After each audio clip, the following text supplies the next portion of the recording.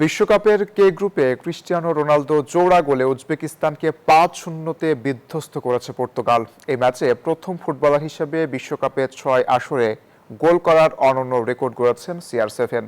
গোলের দেখা পেয়েছেন নুনো মেন্দেস ও রাফায়েল লিয়াও। ডিআর কঙ্গোর সঙ্গে পয়েন্ট ভাগাভাগি করায় সমালোচনার তীরে ক্ষতবিক্ষত হয়েছেন ক্রিস্টিয়ানো রোনালদো ও পর্তুগাল। তাই যেন এই ম্যাচে আহত বাঘের সামনে পড়ে উজবেকিস্তান। CR7 জোড়া গোল পেলেও হ্যাটট্রিকের আক্ষেপটা রয়ে গিয়েছে। তবে গোল উৎসবে মাতে পর্তুগিজরা, আর সেই ঝড়ে উড়ে গিয়েছে উজবেকিস্তান। হিউস্টনে তখন ম্যাচের মাত্র ৬ মিনিট। জোয়াও ক্যান্সেলোর নিখুঁত ক্রসে দুর্দান্ত ফিনিশিংয়ে বল জালে জড়ান ক্রিস্টিয়ানো রোনালদো। ভক্তদের হতাশা মিটিয়ে গোলের সঙ্গে গড়েন নতুন ইতিহাস।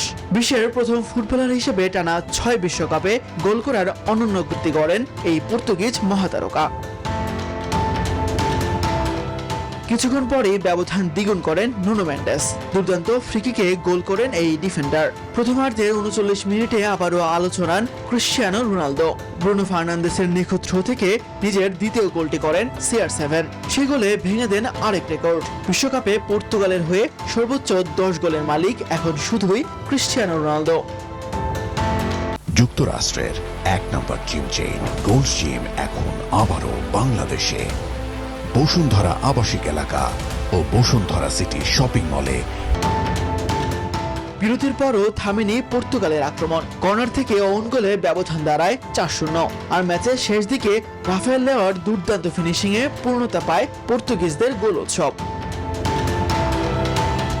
রাজবি শহরুন, নিউজ 24।